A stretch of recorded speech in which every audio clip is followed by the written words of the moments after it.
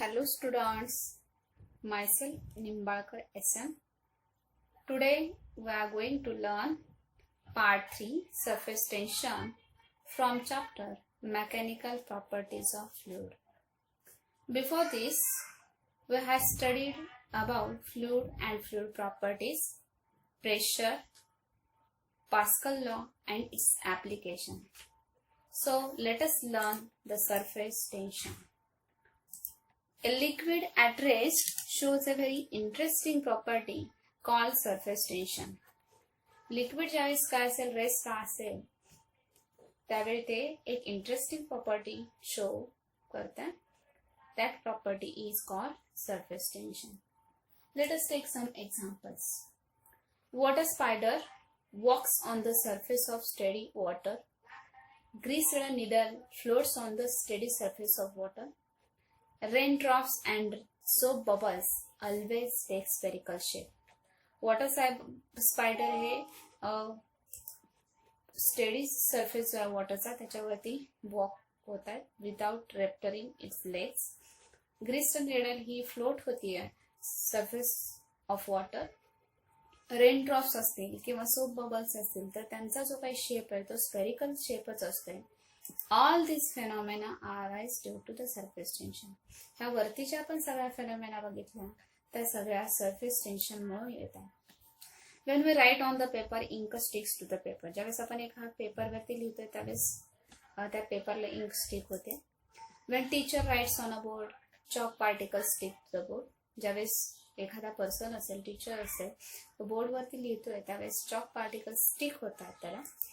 Mercury in a glass container does not wet its surface. एखाद्या glass container मध्ये जर आपण मर्क्युरी घेतला तर तो त्या ठिकाणी त्या सरफेसला वेट करत नाही. त्याचबरोबर वॉटरच्या बाबतीत जर घेतलं तर water in a glass container wets it.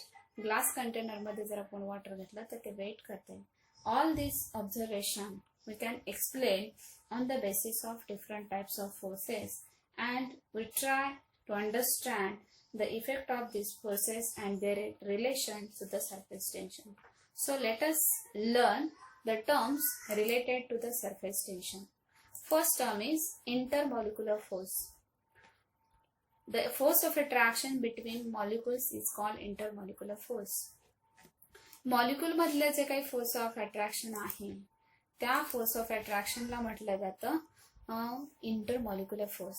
जर आपण एखादा सबस्टन्स घेतला तर त्या सबस्टन्स मध्ये मॉलिक्यूल असतात.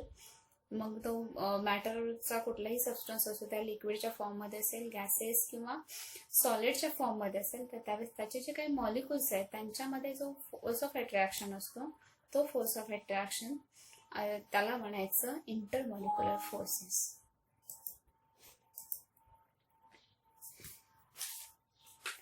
There are two types of intermolecular forces. Intermolecular forces चे दोन टाइप आहेत. Number 1 cohesive force, number 2 adhesive force. Let us discuss about cohesive force. Cohesive force is the force of attraction between the molecules of a same substance is called cohesive force or force of cohesion. Cohesive force काय म्हणजे काय की force of attraction असेल between the molecules of a same substance. Same सबस्टन्सच्या molecule मधला जो अट्रॅक्शनचा force आहे त्याला म्हटलं जातं कोहेसिव्ह फोर्स. तर त्याच्यासाठी आपल्याला एक्झाम्पल बघता येईल. The force of attraction between two air molecule. दोन एअर मॉलिक्युल. एअर हे एक सेम सबस्टन्स आहे, त्याचे कुठलेही दोन मॉलिक्युल्स असतील तर त्यांच्यामधला जो काही फोर्स ऑफ अट्रॅक्शन तो म्हणजे कोहेसिव्ह फोर्स. और between two water molecule is a cohesive force. दोन वॉटर मॉलिक्युल, वॉटर जो आहे तो एक सेम सबस्टन्स आहे तर त्यावेळेस त्या ठिकाणी जो फोर्स आहे तो म्हणजे cohesive force. The cohesive force is strongest in solid and weakest in gases. Cohesive force हा सॉलिड मध्ये स्ट्रॉंग असते. सॉलिडचं जर आपण बघितलं तर त्याच्यामधले जे काही मॉलिक्युल्स आहेत they are tightly bound to each other. त्याच्यामुळे त्यांच्यामधला जो काही कोहेसिव्ह फोर्स आहे तो स्ट्रॉंग असतो. आणि गॅसेसच्या बाबतीमध्ये बघितलं तर गॅसेसचे जे काही मॉलिक्युल्स आहेत they are randomly moving. So this cohesive force is weak in the gases. Therefore, the solids have definite shape and size, but gases do not have definite shape and size. सॉलिडला एक definite shape असतोय, तर का की त्याच्यामध्ये cohesive force हा strong असतोय आणि गॅसेसला नसतोय, कारण गॅसेसमध्ये कोहेसिव्ह फोर्स हा काय असतोय, निग्लिजिबल असतोय. Small droplets of liquid coalesce into one and form a drop due to this force. So small droplet जर आपण बघितले तर ते सगळे एकत्र केले तर त्याच्यापासून एक लार्ज ड्रॉप तयार होईल. सपोज हा स्मॉल ड्रॉप आहे, सगळे हे जे ड्रॉप आहे ते स्पेअरच्या फॉर्म मध्ये असतील. असे स्मॉल ड्रॉप जर आपण एकत्र केले तर त्याच्यापासून एक काय होईल, लार्ज ड्रॉप तयार होतोय. तर it is also due to the cohesive force. हे कशामुळे असेल, त्या ठिकाणी कोहेसिव्ह फोर्समुळे असेल. Next, adhesive force. The force of attraction between the molecules of a different substance is called adhesive force or force of adhesion. Different substances चे molecule मधला जो अट्रॅक्शनचा फोर्स आहे त्याला म्हटलं जातं adhesive force or force of adhesion. जे underline केलेले word आहे एवढाच वर्ड कोहेसिव्ह फोर्सच्या डेफिनेशन मध्ये बदललेला गेलेला आहे. The force of attraction between the molecules of a different substances is called adhesive force. म्हणजे दोन मॉलिक्यूल मध्ये त्या ठिकाणी अट्रॅक्शन फोर्स ऑफ अट्रॅक्शन असेल, पण ते दोन मॉलिक्यूल वेगवेगळ्या सबस्टन्सचे असते. वेगवेगळ्या सबस्टन्स म्हणजे suppose we take the example the force of attraction between glass and water molecule. ग्लासचा एक मॉलिक्यूल असेल, वॉटरचा एक मॉलिक्यूल असेल, तर हे दोन वेगवेगळे सबस्टन्स झाले आणि त्यांच्यामधला जो काही फोर्स ऑफ अट्रॅक्शन असेल तो म्हणजे फोर्स ऑफ ऍडिशन. त्याचबरोबर ग्लास, वॉटर आणि एअर हे जर आपण बघितलं तर सपोज आपण एखाद्या कंटेनरमध्ये वॉटर घेतलंय आणि त्यावेळेस सरफेस जो आहे वॉटरचा फ्री सरफेस त्याच्या बाहेर एअर असेल, तर वॉटरच्या फ्री सरफेसवरती असणारा वॉटर मॉलिक्यूल आणि एअरचा मॉलिक्यूल ह्यांच्यामधला जो काही फोर्स ऑफ अट्रॅक्शन असेल तो म्हणजे काय असेल, त्या ठिकाणी ऍडेसिव्ह फोर्स असेल. Next term is range of molecular force. The maximum distance from a molecule up to which the molecular force is effective is called range of molecular force. Molecule पासून जे मॅक्सिमम डिस्टन्स आहे की तेवढ्याच distance पर्यंत molecular force हा काय असेल, effective असेल. That is known as range of molecular force. Intermolecular forces are effective up to a distance of the order of few nanometer in solids and liquid.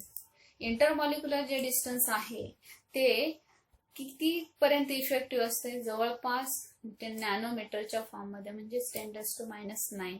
हे solid in case of solid असेल आणि त्या always लिक्विडच्या form मध्ये सुद्धा असेल. Therefore they are short range forces. यांच्यामधलं जे काही मॉलिक्युलर फोर्सची जी रेंज आहे ती नॅनोमीटर मध्ये असल्यामुळे हे जे फोर्सेस आहे त्यांची रेंज ही खूप शॉर्ट आहे, म्हणून हे फोर्सेस कसे त्या ठिकाणी short range forces. Third term is sphere of influence.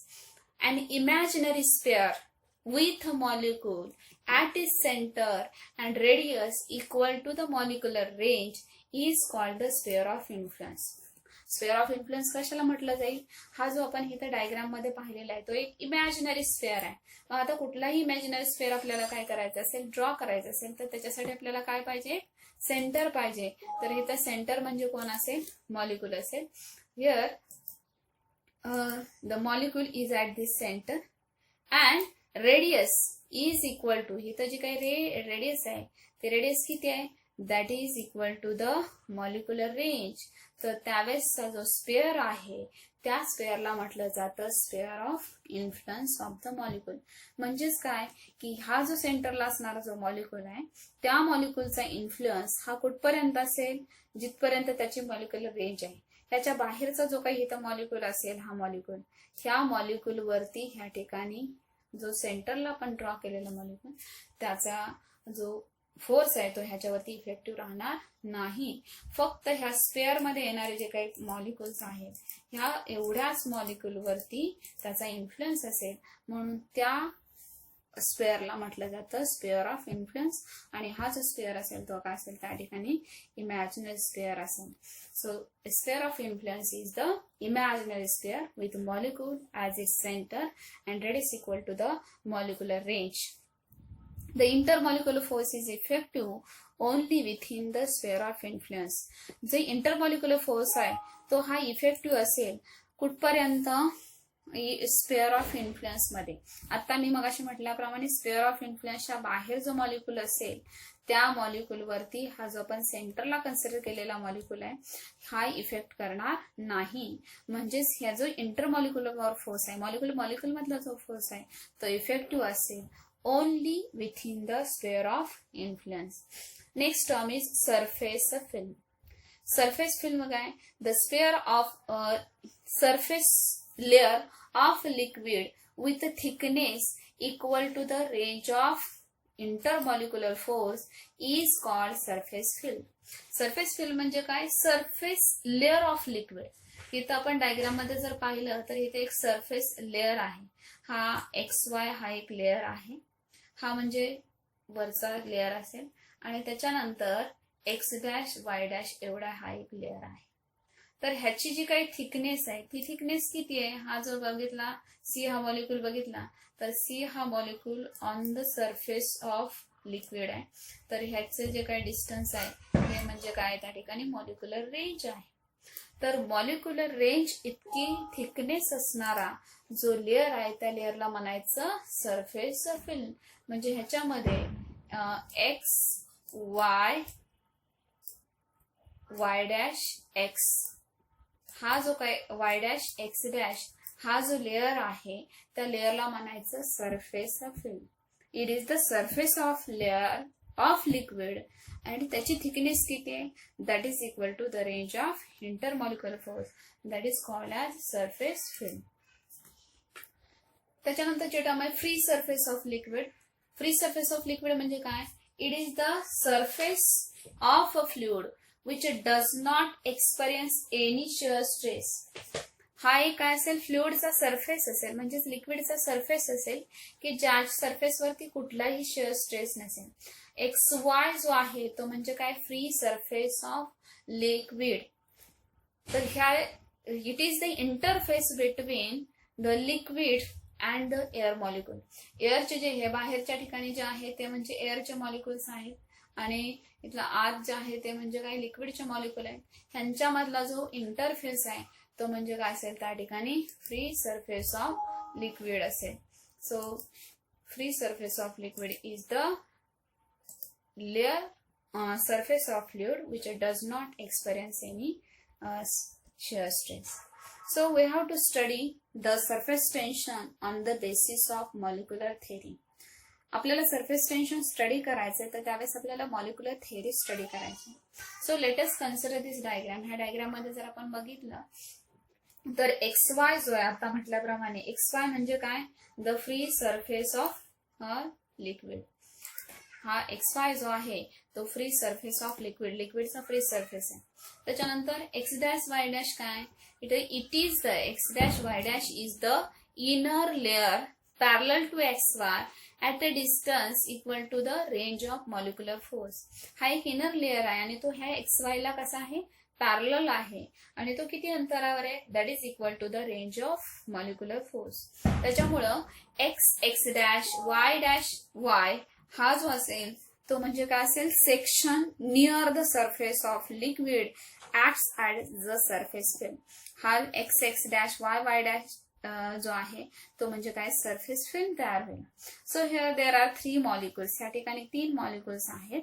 त्याच्यातला पहिला जो मॉलिक्यूल A आहे तर जो A दाखवलाय हा मॉलिक्यूल कुठे आहे, डीप इनसाइड द लिक्विड, पूर्णपणे लिक्विड मध्ये आहे. त्याच्यानंतर दुसरा मॉलिक्यूल B आहे तर तो विथिन द सरफेस फिल्म, एवढा जो पार्ट आहे तो म्हणजे सरफेस फिल्म्स आहे.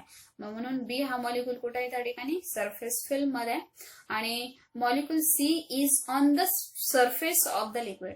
लिक्विडचा जो हा फ्री सरफेस आहे, XY हा फ्री सरफेस आहे, त्या फ्री सरफेस वरती असणारा हा मॉलिक्यूल C आहे. तर हे 3 मॉलिक्यूल आपण कन्सिडर केले. Consider the 3 molecules A, B, C. Here a molecule A is deep inside the liquid, molecule B is within the surface film, and molecule C is on the surface of the liquid. As molecule A is inside the liquid, it's sphere of influence is also completely inside the liquid. आपण इथं ह्या diagram मध्ये जर बघितलं तर molecule हा totally liquid मध्ये आहे, त्याच्यामुळे त्याचा स्फेअर ऑफ इन्फ्लुएन्स सुद्धा कुठे येईल, लिक्विड मध्ये येईल. And therefore molecule A is acted upon by an equal cohesive forces in all direction. सगळ्या डायरेक्शन मध्ये इथं जर बघितलं स्फेअर ऑफ इन्फ्लुएन्स मध्ये तर सारखा कोहेसिव्ह फोर्स ऍक्ट होईल. इकडं या पॉइंट पासून या डायरेक्शन मध्ये जेवढा कोहेसिव्ह फोर्स तयार होईल तेवढाच कोहेसिव्ह फोर्स या डायरेक्शन मध्ये तयार होईल. तर त्यावेळेस net cohesive force acting on the molecule A is 0. ए हा मॉलिक्युल वरती जो नेट कोहेसिव्ह फोर्स ऍक्ट होईल त्या ठिकाणी 0 ऍक्ट होईल. Molecule B, let us about the molecule B. Molecule B lies within the surface layer. Molecule B lies within the surface layer and below the free surface of the liquid. आता आपण इथं बघितलं की molecule बी कुठे आहे, surface लेअरच्या खाली आहे आणि तो त्या ठिकाणी फ्री सरफेस ऑफ लिक्विड आहे त्याच्या खाली आहे, म्हणजेच तो सरफेस फिल्म मध्ये आहे. जर ह्याच्यामध्ये बघितलं तर larger part of sphere of influence is inside the liquid. आणि हा जो स्मॉलर आहे पार्ट इथं जो मी रेड लाईनने दाखवलाय, हा स्मॉलर पार्ट, एवढा पार्ट कुठे आहे त्या ठिकाणी लिक्विडच्या बाहेरचा आहे. मग इथं जर आपण कंपॅरिझन केलं तर लार्जेस्ट पार्ट हा इनसाइड द लिक्विड आहे आणि स्मॉलेस्ट पार्ट हा आउटसाइड द लिक्विड आहे. तर लार्जेस्ट पार्ट मध्ये जो ऍक्ट होणारा फोर्स आहे तो म्हणजे वॉटर मॉलिक्युल मधला आहे, म्हणजेच तो कोहेसिव्ह फोर्स असेल. आणि बाहेरचा जो रेड शेड मध्ये दाखवलेला आहे तो म्हणजे त्या ठिकाणी एअरचे मॉलिक्युल असतील, तर एअर मॉलिक्युल आणि वॉटर मॉलिक्युल यांच्यामधला जो फोर्स असेल तो म्हणजे ऍडेसिव्ह फोर्स. तर ह्या ठिकाणी दोन जे फोर्सेस तयार होतील, एक म्हणजे कोहेसिव्ह फोर्स हा लिक्विड मॉलिक्युल मध्ये असेल आणि दुसरा ऍडेसिव्ह फोर्स कुठला असेल, लिक्विड आणि एअर मॉलिक्युल मधला असेल. ड्यू टू धिस ह्याच्यामुळे काय होईल बघा, the strong downward cohesive force acts on the liquid molecule. The adhesive force acting on molecule B due to air molecule above it and within its sphere of influence is weak. इथं जो adhesive force तयार होईल तो weak असेल आणि cohesive force काय असेल त्या ठिकाणी strong असेल. As a result, molecule B gets attracted inside the liquid. आणि त्याच्यामुळे काय होईल, molecule B सुद्धा हा काय होईल त्या ठिकाणी inside the liquid हा attract केला जाईल. Molecule C, which lies exactly on the free surface of liquid. C जो मॉलिक्युल आहे इथं आपण बघितलंय, प्रिव्हियस पार्ट मध्ये आपण बघितलंय. C हा मॉलिक्युल हा बरोबर एक्झॅक्टली इथं कुठे आहे, free surface of the liquid वरती आहे. तर त्यावेळी half of sphere of influence is in air. त्याच्यातला बरोबर half of sphere of influence हा कुठे आहे त्या ठिकाणी बाहेर आहे आणि half of sphere of influence हा कुठे आहे, लिक्विड मध्ये. जरी सेम पार्ट हा हाफ ऑफ एअर मध्ये असेल आणि सेम पार्ट हा लिक्विड मध्ये असेल तरी सुद्धा number of air molecules within the sphere of influence of the molecule C above the free surface of liquid is much less than the number of liquid molecules within the sphere of influence that lies within the liquid. जेवढे air molecule आहेत ज्या sphere of influence मध्ये त्याच्यापेक्षा लिक्विडच्या मॉलिक्युलची संख्या काय असेल त्या ठिकाणी जास्त असेल. कारण एअरचे मॉलिक्युल्स कसे असतात त्या ठिकाणी स्कॅटर्ड असतात आणि लिक्विडचे मॉलिक्युल ह्यांच्यामधला कोहेसिव्ह फोर्स हा काय असतोय, जास्त असतोय. त्याच्यामुळं that's why density of air is less than that of liquid. लिक्विडची जी काही डेन्सिटी आहे ती एअरची डेन्सिटी जी आहे ती लिक्विड पेक्षा काय त्या ठिकाणी कमी आहे. The adhesive force trying to pull the molecule above the liquid surface is much weaker than the cohesive force that tries to pull the molecule inside the liquid. As a result, molecule C also gets attracted inside the liquid. आणि त्याच्यामुळं molecule C सुद्धा काय होईल त्या ठिकाणी liquid मध्ये attract होईल. Thus, all the molecules in the surface film are acted upon by an unbalanced net cohesive force directed into the liquid.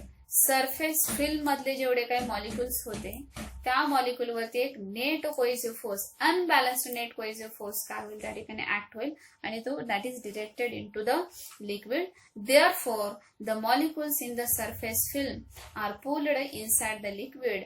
This minimizes the total number of molecules in the surface film. इथं आपण बघितलं की surface film मधला जो molecule आहे तो सुद्धा कुठं खेचला जातोय लिक्विड मध्ये. फ्री सरफेस वरती असणारा तो सुद्धा कुठे येत आहे लिक्विड मध्ये येत आहे आणि त्याच्यामुळं जो काही टोटल नंबर ऑफ मॉलिक्युल्स आहेत ते टोटल नंबर ऑफ मॉलिक्युल्स त्याच्यामध्ये मिनिमाइज होत आहेत. इट मिनिमाइजेस, कमी होते त्यांची संख्या आणि ऍज अ रिझल्ट त्याचा परिणाम काय, the surface film remains under tension आणि त्याच्यामुळे सरफेस फिल्म ही काय राहते, अंडर टेन्शन जाते. The surface film of a liquid behaves like a stretched elastic membrane. ही जी आपल्याला सरफेस फिल्म आहे ती लिक्विडची ती बिहेव होते कशासारखी बिहेव होते, स्ट्रेच्ड इलास्टिक मेम्ब्रेन म्हणजे अगदी ताणलेल्या स्थितीमध्ये ती राहते. अँड धिस टेन्शन, इथं जे टेन्शन येते त्या टेन्शनला म्हटलं जातं surface tension. This tension is known as surface tension. The force due to the surface tension acts tangential to the free surface of the liquid. इथं जो सरफेस टेन्शन मुळे जो येणारा फोर्स आहे, सरफेस टेन्शन मुळे येणारा फोर्स आहे तो टँजेन्शियल ऍक्ट होतोय to the free surface of liquid. So this is the surface tension on the basis of molecular theory. Then next we study the term surface tension. So let us consider this diagram. या diagram मध्ये जर आपण बघितलं तर ह्याच्यामध्ये PQ जी आहे ती imaginary line of length L. ही एक इमॅजिनरी लाईन आहे. ह्याच्यामध्ये या डायग्राम मध्ये आपण बघितलं तर PQ एक आपण इमॅजिनरी लाईन कन्सिडर केलेली आहे आणि ही इमॅजिनरी लाईन आहे इथं PQ. त्याची लेंथ ह्या ठिकाणी L कन्सिडर केली आहे. F is the tangential force. F हा त्या ठिकाणी टँजेन्शियल फोर्स आहे. तर आपल्याला डेफिनेशन सांगता येईल, the force per unit length is surface tension. Surface tension म्हणजे काय, फोर्स पर युनिट लेंथ. त्याची definition, surface tension T is defined as the tangential force acting per unit length on both sides of an imaginary line drawn on the free surface of liquid. Surface tension म्हणजे काय, तो tangential force आहे. इथे दाखवल्याप्रमाणे हा tangential force आहे. Acting per unit length, per unit लेंथला act होणार टँजेन्शियल फोर्स आहे on both sides of an imaginary line drawn on the free surface of liquid. इथं जे आपण PQ ही इमॅजिनरी लाईन ड्रॉ केलेली आहे ह्याच्या दोन्ही साइडला जो टँजेन्शियल फोर्स ऍक्ट होतोय पर युनिट लेंथ त्याला म्हणायचं surface tension. So we can write the formula, surface tension T is the, F is the tangential force per length. So T is equal to F divided by L. SI unit of surface tension is the Newton per meter. Here is a unit of force is Newton and unit of length is meter. Therefore, SI unit of surface tension is Newton per meter and its dimension is L raised to 0, M raised to 1, T raised to -2. So thank you friends.